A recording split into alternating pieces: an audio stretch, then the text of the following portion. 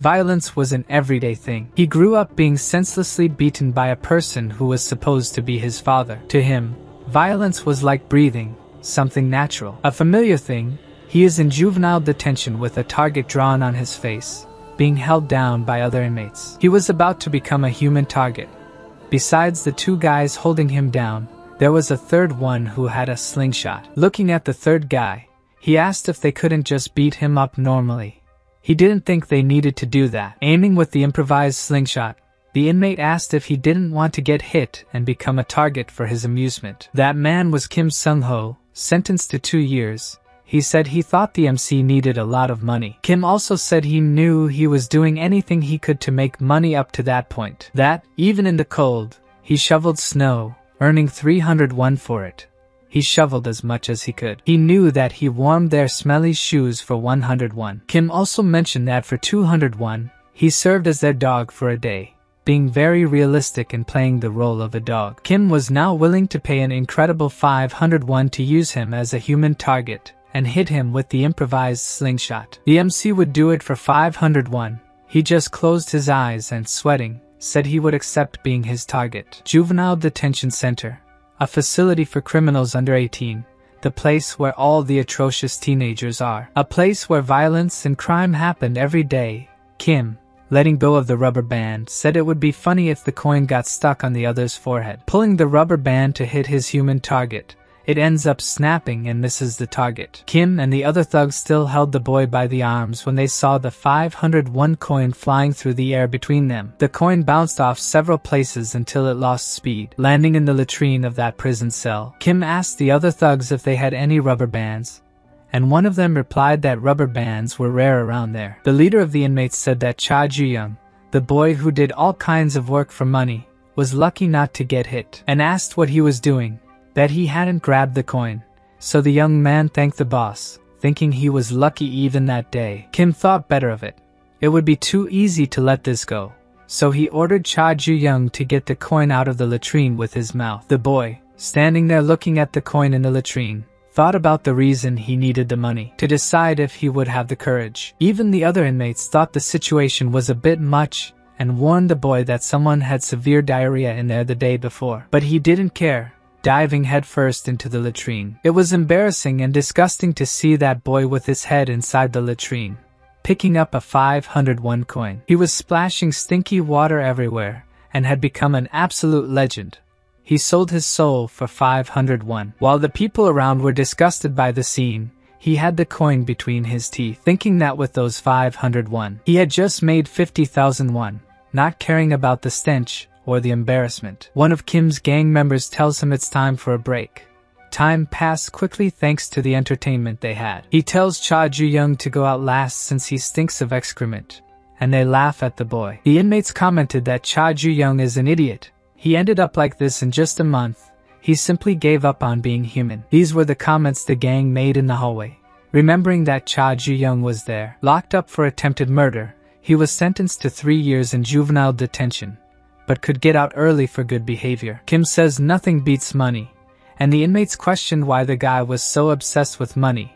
Maybe he owed someone. A prison guard announces, "Prisoner number 7199, you have a visitor." The MC asks who it was. The reason he was going through all those things to save money. He had an important reason for it. Seeing him, the girl was worried because his face looked thin, wanting to know what was happening to him there. Diyun was his childhood friend and asked if they weren't feeding him in prison or if he was getting beaten up there too. She calls him an idiot. She had already told him that the first impression is the one that stays. He should have at least poked someone's eye out. The MC asks seriously why she visits him so much. It's a waste of money.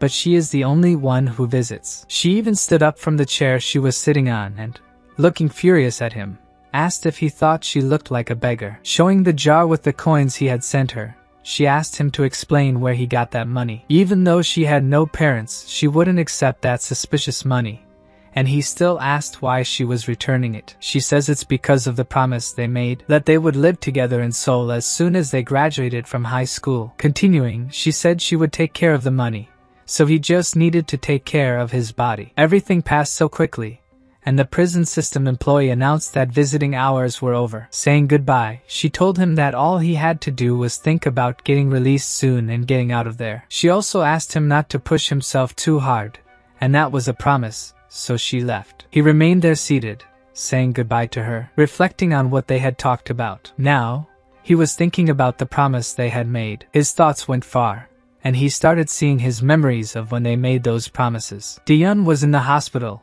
injured and with dirty clothes. The boy was apologizing for his father's behavior, who seems to be the reason she was in that state. His response takes the girl by surprise, making her push him against the wall, asking if he was kidding. That was not the time for him to worry about others. His father had been hospitalized because he threw a vase at his father, and if he didn't wake up, the young man would have trouble with the police. The MC says it's okay, considering the domestic abuse he had to endure. The punishment he would receive shouldn't be too severe. But during his trial, Cha Ju-young was sentenced to 3 years in prison. The MC was in shock when he received the sentence.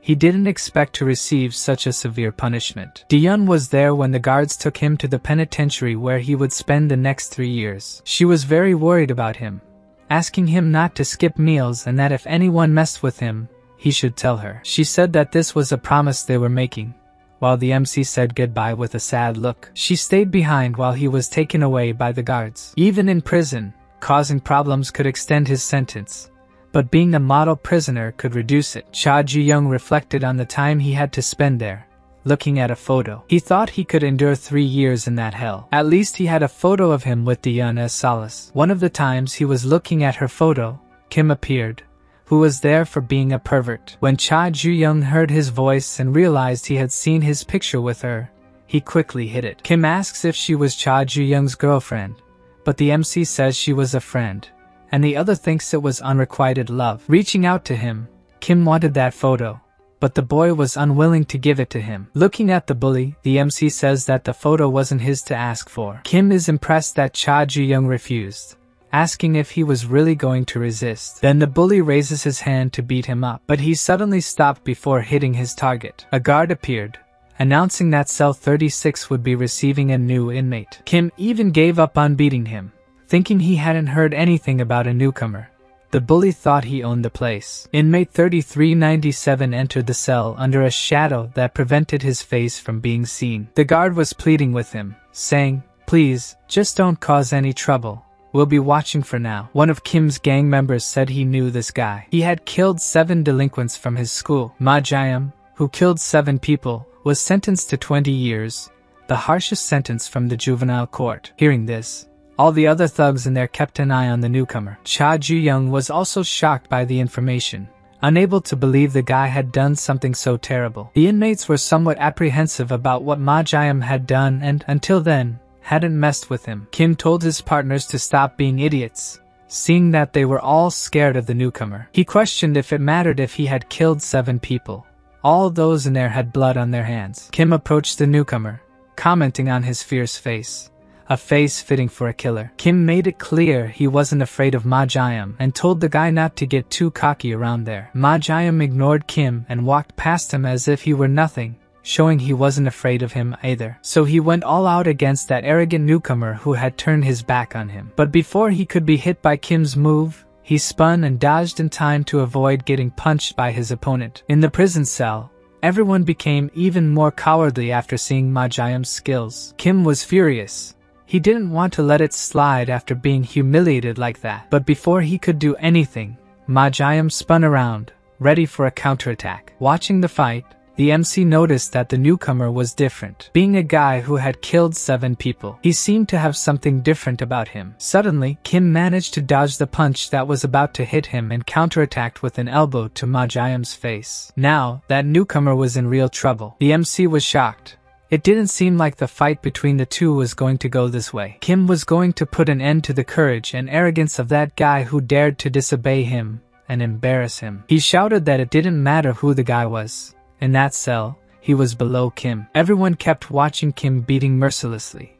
The MC was sure that from the way the guy was, he wasn't a weakling. Ma Jae-yum was full of marks from the punches he had received from Kim. The other inmates in the cell could only watch the newcomer being beaten, and the MC wondered if he was really just a weakling. In the cell, Everyone served Kim as he pleased, and the newcomer remained without making contact with the others. Kim ordered Ma Jiam to get him some water, but even after being beaten so much, the newcomer continued to refuse to follow the cell leader's orders. The MC couldn't stop wondering where Ma Jiam had learned to act that way. He kept getting beaten. While doing his chores, Cha Ju-young glanced at the newcomer, thinking that not even a dog was that clueless. Thanks to the newcomer, who refused to do chores, more work fell on the MC. When night finally arrived, everyone was required to lie down in silence to sleep, as per prison regulations. Cha Ju-young was lying on the mattress next to Ma Jiam's. He called out to the newcomer to see if he was awake. Seeing that he was, he asked if he was an idiot, and if it was that hard to please the boss a little. He told him not to act tough if he couldn't even fight, and just do what Kim said from tomorrow. But he was interrupted. Ma Jiam stared at him, asking how the MC could accept living so miserably, shocking Cha Ju-young, who must have thought the guy would just listen to his advice. The newcomer turned to the other side, and the MC became restless, as it seemed Ma Jiam was trying to advise him. He ended up reflecting, unable to sleep, about living miserably. The MC thought if he would live like this, remembering seeing Dion on the ground and his father on the floor, he thought he would stay like this until the end, recalling when he fought back for everything his cruel father had done. Cha Ju-young would live like this until he could leave that place. On that day, it was very cold, and the girl was walking alone. Thinking that the MC had lost a lot of weight, she became worried, thinking he wasn't even eating properly. Maybe she should send him some food, considering that, due to his personality, he wouldn't talk about it, but he must be suffering a lot. Looking at the traffic light, she imagined that a lunchbox wasn't much, but he should like it. She was crossing the crosswalk with the green light, and since it was night, the place was pretty quiet. As she was crossing the crosswalk, almost reaching the other side of the street, a truck approached at high speed. Startled, the girl only saw a flash coming her way. When she turned to see, the truck was already in front of her, and there was no time left to react. That night, while Cha Ju-young slept, thinking his childhood friend was safe, Diyun's hand lay open on the ground. The lunchbox she was bringing for the MC was also scattered. Diyun remained on the ground, not moving, with all the things she was carrying scattered around her. When the morning arrived at the juvenile detention center, a guard approached Cha Ju-young, offering his condolences. The young man didn't understand, and the guard told him that the previous night, there had been an accident at the intersection in front of the prison. The news was so bad that the guard hesitated to tell Cha Ju-young, as it was a huge loss for someone so young. It seemed like his soul had left his eyes. The news was too shocking. She was everything he had. The only reason he went through everything he did up to that point, the reason for being there, everything had lost meaning. Cha Ju-young remained sitting still, processing the news he had received. He was simply frozen there. Even Ma Jiam noticed something was wrong with him. Kim arrived, yelling that he hadn't cleaned the bathroom that day, no matter how much he shouted. The MC didn't react, so Kim went all out against him, furious that he hadn't been doing his tasks lately. The bully, very angry, asked what was going on with Cha Ju-young, why he was looking at his girlfriend's picture without saying anything. Someone mentioned that there had been an accident in front of the prison and that girl was there, and Kim asked if it was serious. He mocked, asking if she was the girlfriend who used to visit, and why he lied, saying she was just a friend. And the jerk kept bothering Cha Ju-young, asking what the poor guy was going to do now that his girlfriend was dead. Realizing he wasn't being heard, Kim snatched the photo from Cha Ju-young's hands and said she was a waste for him. Kim continued and started an auction for the photo at the price of 500 won, a bargain. The inmates began to bid, with offers reaching up to 1,000 won. They asked if they would get the girl too, but someone said she was dead, and Kim shamelessly said he'd have a lot of fun with her. Kim and his cronies continued with their bizarre and unnecessary comments about the recently deceased. Cha Ju-young got up from the corner where he was while Kim and the others continued to spout nonsense. At that moment, the MC seemed like a totally different person. On the other side, Ma Jiam was watching all the talk, without saying a single word. He was thinking about what he said to the MC the previous night, about continuing to live miserably. And Cha Ju-young's shocked face when he heard it, it seemed he had never thought that way before. He continued to reflect on that night. When the cell leader said he would keep the photo for later, A clenched fist appeared in front of him, landing a good punch in his face, well deserved. The punch the MC threw was so strong that it brought Kim down hard, revealing his true nature to everyone. Cha Ju-young remained completely silent after hitting the bully. It was shocking.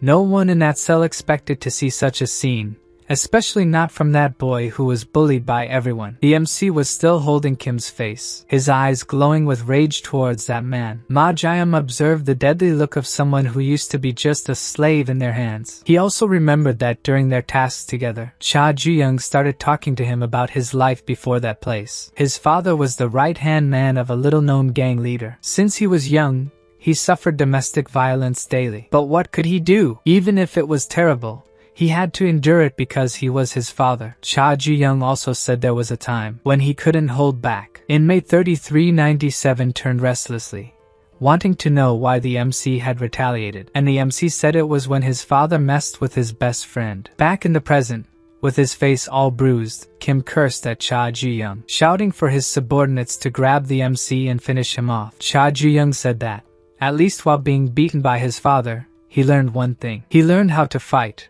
which is why he started hitting everyone in front of him. Ma Jiam didn't get involved in any of it. He just watched from a distance the reaction of everyone and a great commotion. In a short time, the room was filled with inmates lying beaten on the floor. One of them even told the MC he was wrong. Kim shouted at the MC that he'd give him money, knowing he needed it. With a demonic smile, the MC even said that money sounded good. Cha Ju-young continued beating the bully, saying money was good, but now he didn't need it anymore. Blood splattered on the photo of him and Diyun as he said his reason for leaving that place. Without stopping beating Kim, Ma Jiam, who was watching, saw the boy's madness increasing by the second, saying that his reason for enduring all that. Grabbing Kim by the collar, he said that the reason for enduring everything no longer existed, and he continued hitting the other without mercy. Cha Ju-young's father told him to follow in his footsteps and become a gangster like him. That's what the old man always said. The boy could barely get up after the beating he took. His father would hit him and tell him to fight back. But even trying, he was just a boy and didn't have enough strength. His father didn't seem to care about that, repeating this violence every day. When he was younger, he couldn't even look his father in the eye. His father kept saying he had to become stronger, until the day he had that dragon tattoo engraved on his body. That's what his father kept saying. The place young Cha Ju-young was looking at, it was those damn dragon eyes, running furiously toward his father, back in the juvenile prison cell. The guards arrived, shouting to know what was happening. When one of the guards looked more closely, his expression darkened. Cha Ju-young was the only one standing, while Kim and his gang were all on the ground, unconscious, and the place was covered in blood. Even the guards couldn't believe it when they realized it was that boy, who had been an example, a model prisoner until then. Asked if he was the one who had done all that, the MC didn't deny it. With his hateful look, he admitted it was him. Like all inmates who commit offenses, he was sent to the disciplinary room, a kind of solitary confinement in the juvenile prison. He spent his days looking at Diyun's photo, trying to believe what had happened, thinking it might not be real, remembering the good and funny moments he had spent with her, and how she made him happy. His few moments of joy in life were with her. She would get annoyed whenever she saw Cha Ju-young's face full of bruises from the beatings he constantly received from his father. She would say, what kind of father hits his son the day before his first day of high school, thinking Cha Ju-young should do something about it. His father was abusive and also a very absent parent, not present at important moments in his son's life, and Diyun was moved by this. Diyun was bothered whenever she saw the boy's face full of bruises, knowing he had been beaten again by that father. She wanted to go to his house and talk to him about what she thought of it, but she had made a promise never to go to their house. He would tell her that if she broke the promise, she would have to call him Big Brother for the rest of her life, making her embarrassed and always changing her mind. She said he really knew how to put her down, especially being someone like her who didn't have a home. Diyun's dream was that, after graduating high school, she would move to Seoul. She was Cha Ju-young's only friend and knew that if she left, he would be alone. Diyun said she was tired of living in the damn orphanage and that suffocating neighborhood. Her dream was that when she got to Seoul, she would graduate from a decent university, get a job at a big company. Cha Ju-young would always hear her say that she wanted to drive a foreign car, carry luxury bags, and live in an apartment with a view of the Han River. He would even joke with her that she was very materialistic. She didn't care because she was. Those were her dreams. Since he didn't want to be alone when Dion left, they made a promise to go together and leave the orphanage behind. Dion made him promise that if he didn't, he would have to call her big sister for the rest of his life. People thought it was cute to see them together on the street and asked to take a picture of the couple. The protagonist explained that Dion was his friend, but they still took a picture of them, and that was the only photo Cha Ji-young had of the two of them. The prison corridors were hearing a pounding sound. It was the MC punching the wall. If he hadn't come to prison, Dion wouldn't have had to visit him. He spent many moments punching the walls of that room where he was separated from the others as punishment for what he had done. No matter how much he punched the walls, his anger, guilt, and all those bad feelings didn't go away. Everything in his life until then had been very difficult, and the only thing he cared about was Dion. He thought that if she hadn't met him, she might still be alive, that it was all his fault. The guard called out to him, saying he was sorry for the unfortunate situation the boy was going through. He said he could no longer turn a blind eye to all this, and that he hadn't even touched his meal spoon since yesterday. The guard asked Cha Ji-young to relax and eat, but he remained lying on the floor, crying and saying to himself that he was sorry, as if he was asking Dion for forgiveness. In the cafeteria, rumors were already spreading about what had happened in Kim's dormitory. Ma Ji-young, who was very observant, was also aware of the rumors. He heard that the guy's name was Cha Ji-young, that he beat up everyone in the room and was sent to the punishment room. Kim, the dorm leader, had mocked his girlfriend, who had died in an accident in front of the prison, and he simply lost his mind. Hearing these rumors, he was with another guy at the next table. Staring at them, he stood up and walked towards them. He was pleased to hear there was a new dorm leader now, and suddenly he grabbed the head of one of the guys who was talking and slammed it into his plate. He asked what they were talking about without his consent and presence,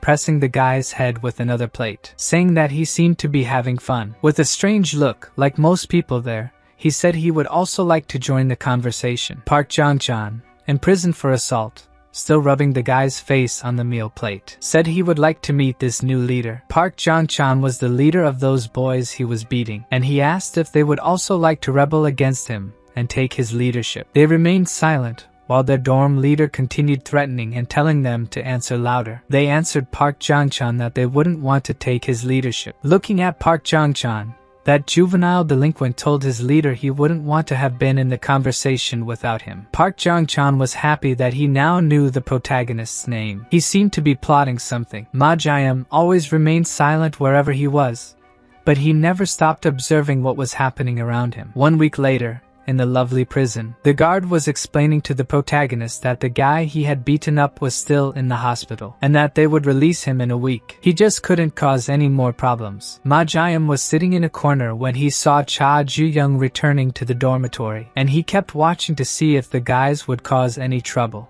At first, everything seemed fine, with him standing inside the dormitory while all the other delinquents just watched him. The MC didn't seem like the same young man who once did everything for money. Ma Ji-young was thinking that Cha Ji-young had committed insubordination against the cell leader. It even crossed his mind that now, having done this, Kim's friends wouldn't leave him alone. As soon as the MC enters that place, one of the inmates insults him. One of them runs towards Cha Ji-young, but instead of trying to do something against the MC, they asked if they could do something for him, if he was okay. Ma Ji-young couldn't understand the situation. In that hostile place, the only thing that mattered was siding with the winner. Everyone around was asking if he wanted to rest after going through difficult times. Ma Ji-young remained neutral in that place, just observing the change in the inmate's behavior. He was taking notes in his notebook without saying a word, thinking that he had learned something recently. Ma Ji-young's notebook contained notes about everything happening around him. At school, his parents, appearance, grades, and many other factors are what matter. But there in the juvenile detention center, strength is the only thing that counts. Everyone was on a break in the yard, sunbathing, where most of the time the biggest conflicts take place. Ma Ji-young was in his corner, leaning against the fence, reading alone, when he was called by Cha Ji-young, who approached to ask a question. He wanted to know why he had done that, and Ma Ji-young asked what he was talking about. The new room leader recounts that day. The day Cha Ju-young was referring to was the day he tried to kill Kim, but he was stopped by Ma Jian, who grabbed him by the arm. Thanks to him, the MC was prevented from committing another crime. Cha Ju-young says this doesn't make sense coming from someone who killed 7 people.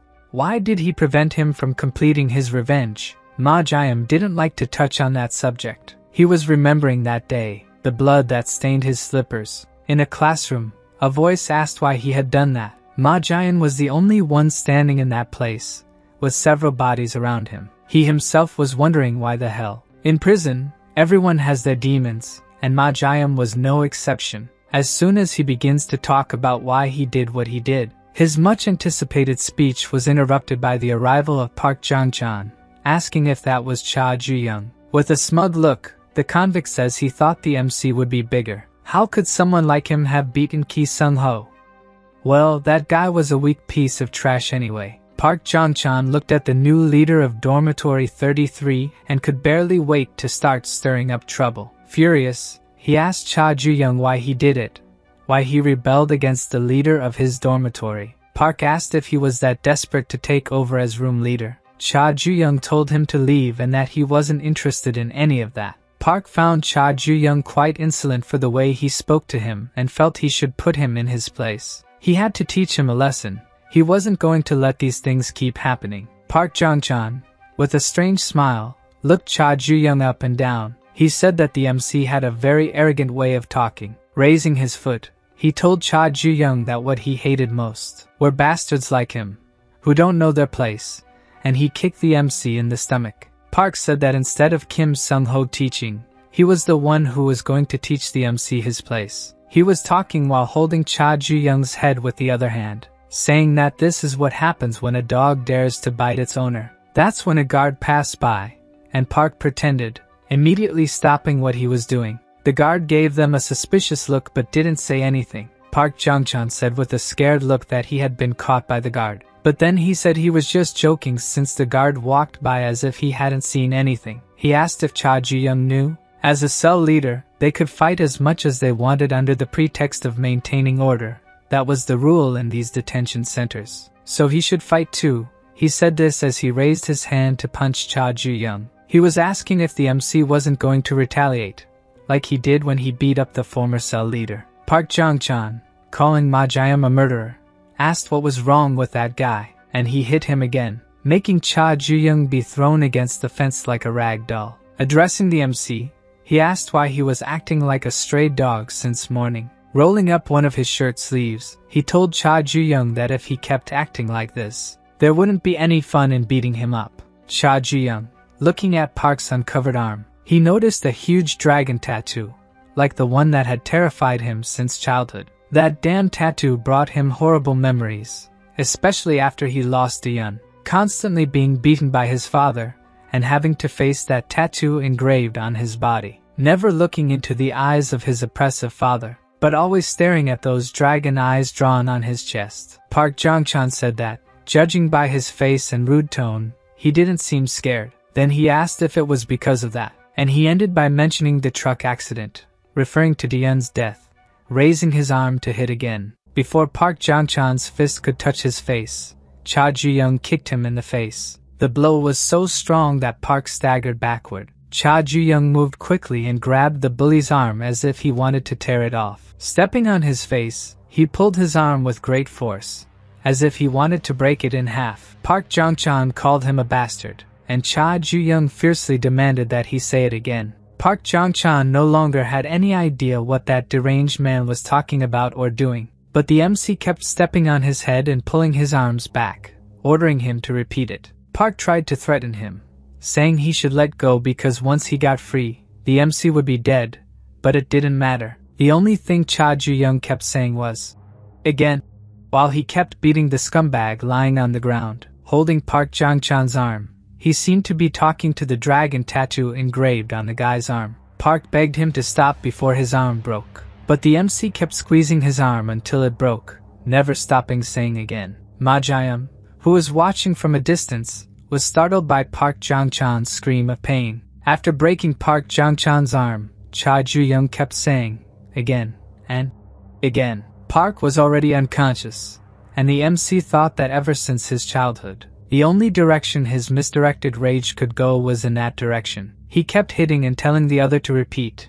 his anger directed solely at the dragon's eyes. People used to say that Cha Ju-young's father was a gangster, and that the son looked like someone who would bully others. They commented that the boy would turn out the same when he grew up. The MC thought that staying calm was what he did best. As soon as Cha Ju-young reached the gate of his house, he could hear cries for help. He quickly realized that the voice screaming in despair was familiar. In disbelief upon hearing the familiar voice, he entered the house, wanting to know what was happening. The man, standing in a room, called him son, while Diyun was lying on the floor. His father asked if that girl was his friend. Looking at the unconscious girl on the floor, Cha Ju-young screamed her name in desperation. The father said she had simply broken into the house and started making unnecessary comments, that he wouldn't let it slide if the father laid a hand on him again, that Cha Ju-young would be better off without his father. Diyun had already said that she would go to his house and talk to his father, despite his protests. The father continued saying that he had given the girl a little scolding. Having to listen to his father say these things without any remorse made Cha Ju-young unable to endure it any longer. Even thinking that he must stay calm,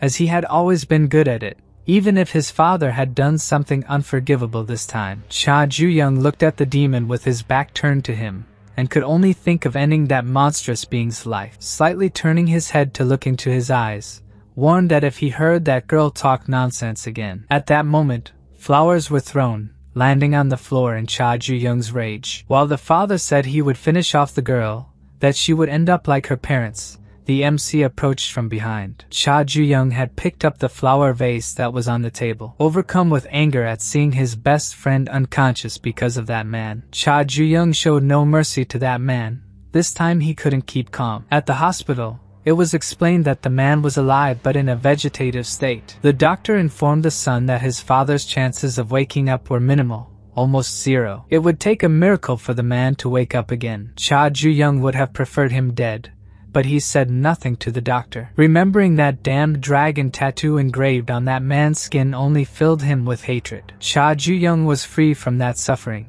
It was almost certain that he would never wake up, and that was all he needed. The MC was sure that the suffering had now ended. All the other inmates in the yard formed a crowd around them. Some asked what had happened, and others commented that Cha Ju-young had just been released from solitary confinement, and was already causing trouble again.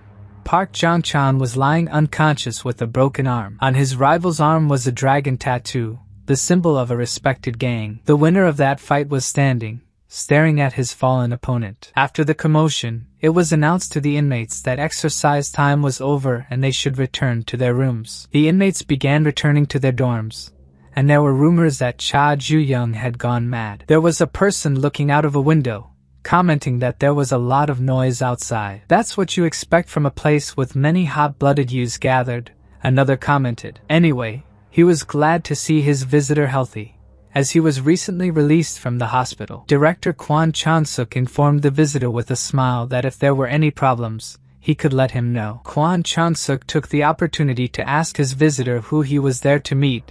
The man seemed pleased with the fight scene he had just seen. The dorm cells had been locked. The inmates confined in them, in dormitory 33, all remained silent and seated. All of Cha Ju-young's roommates were discreetly looking at him, waiting for some reaction. Ma Jae-yum was sitting next to the room leader, looking at him while taking his notes. He was always observing everything and jotting it down in his notebook. Ma Jae-yum wrote in his notebook that he thought he was sharing a cell with a total lunatic, until he was interrupted by one of the guards calling for inmate 7199, Cha Ju-young. The guard asked prisoner 7199 to come to him as he had a visitor.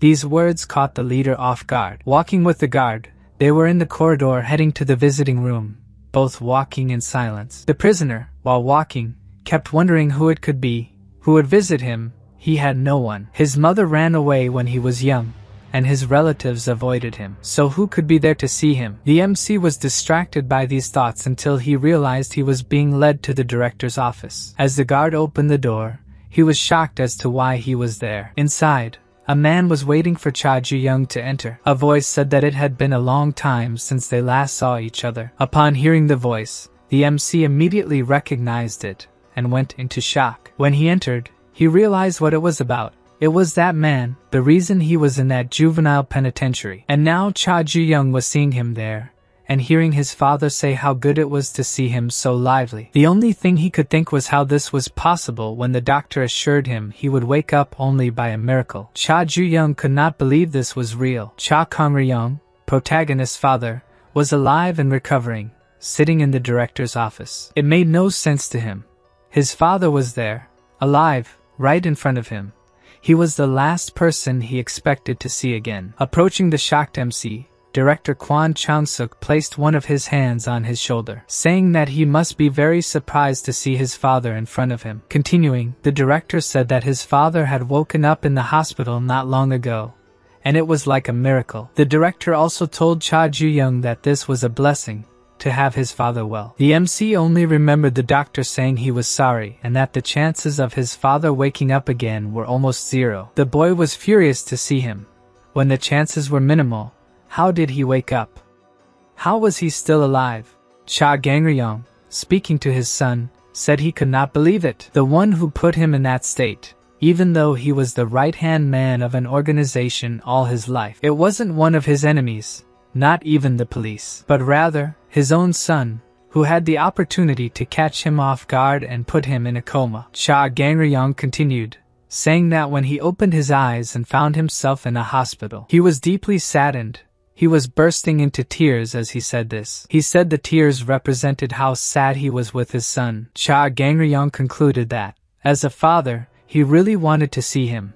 A guard handed him a handkerchief to wipe his tears. The man still said that he loved Cha Ju-young. Cha Gang-ryung, looking at his son, said that there would be nothing he, as his father, wouldn't do for him. He continued, saying that he had no choice but to kill her. At that moment, his son's eyes widened. Cha Gang-ryung narrated that the girl was caught completely by surprise, with the headlights of a truck coming at high speed toward her. With the impact, the lunch boxes she was carrying were thrown, scattered near the girl's body. Even after the accident, Daeun was still alive, despite being injured. Then Cha Gang-ryung appeared on the sidewalk near her. He said that she even asked him for help when she realized someone was approaching her. But he just watched her without saying anything or getting closer. Then he approached, making the girl realize in shock who he was. He stared at the dying girl on the ground, until he asked her, who was in shock, if she was seeing a ghost. He also said that he threw back at her the words she said when she visited them,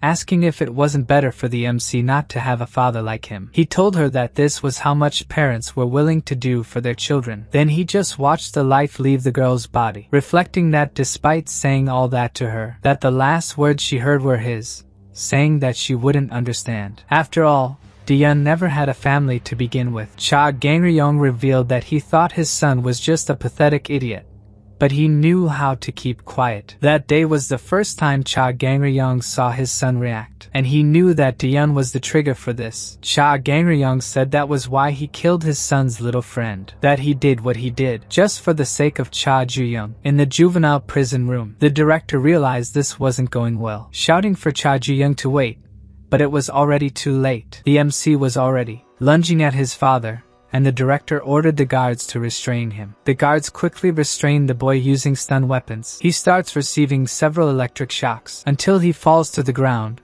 while the three guards hold him down. The director, seeing the young man lying on the ground, breathes a sigh of relief because he managed to contain the situation. The father gets up with the aid of crutches, as he hasn't fully recovered from the damage yet, and says that if the MC wants revenge, there's only one way. His father says that some of his members are in this prison. He said that right now, they were just rookies who had just gotten their tattoos, but one day some of them would become pillars of the organization. He told his son to prove he was the best among them by taking control of this juvenile prison, and if the gang recognized him, someday he might be able to kill him. Facing the organization, the Celestial Dragon. With that, he could achieve what his father never managed in life, and that would make his father's life complete and fulfilled. After all this, he smiles like a sadist and starts to leave, telling the director to take care of him. The guards notice something is wrong, but when they try to say something's wrong, the director interrupts, asking what the hell is happening now. The protagonist has removed the shock cables with his own hand. As his father turns to see what he is doing, Cha Ju-young yells that he's going to kill him right now. Guys, the video is over. I just wanted to ask for your attention real quick. For those who aren't subscribed, please subscribe and leave a like, it helps a lot. 87% of the audience isn't subscribed, so if you want to help, please subscribe.